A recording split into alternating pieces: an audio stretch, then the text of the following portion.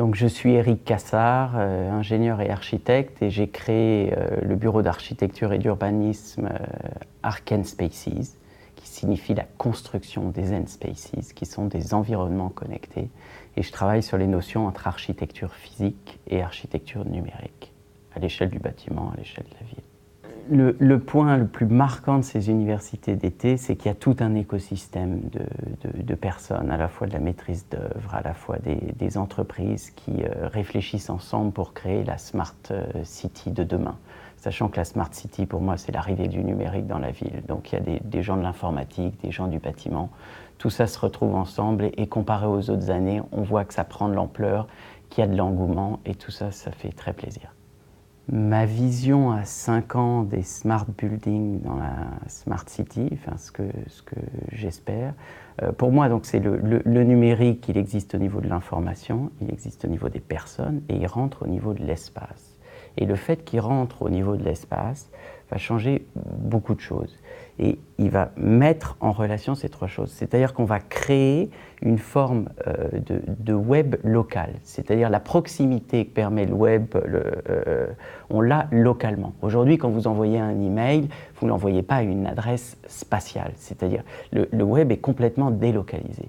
Là, il va devenir localisé. Et donc, ces smart buildings, ça va permettre de décupler de la ressource et de la valeur localement. Donc le smart building, dans 5 ans, il va aussi permettre d'augmenter la diversité dans la ville. Ça, c'est quelque chose...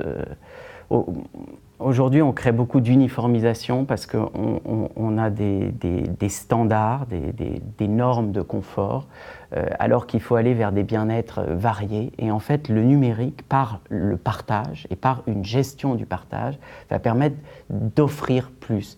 Il ne s'agit même pas de disrupter des systèmes existants. Si on prend l'exemple, par exemple, d'une voiture, je peux louer une voiture chez un loueur traditionnel, je peux peut-être utiliser un Uber, je peux louer une voiture sur Drivey, et je vais peut-être pouvoir l'emprunter à mon voisin. Et en fait, c'est ce dernier point, c'est-à-dire je recrée un maillage local qui décuple des possibles. Parce qu'on a beau le dire, la ville, c'est créer de la densité, de mettre des gens ensemble et on apporte des services, mais souvent ces gens ne se connaissent pas ou se connaissent peu.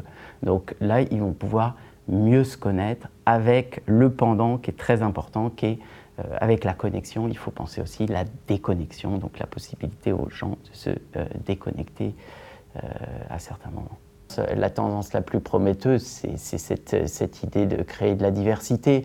Mais on me dit souvent aussi, pour habiter l'infini, on a l'impression que ça va être, que j'en parle comme d'un nouveau modèle. Oui, c'est un nouveau modèle, mais c'est un nouveau modèle qui existe avec les anciens modèles. C'est juste, on offre plus de possibles. Je pense que c'est ça. De toute façon, la ville doit ouvrir les imaginaires et offrir du possible.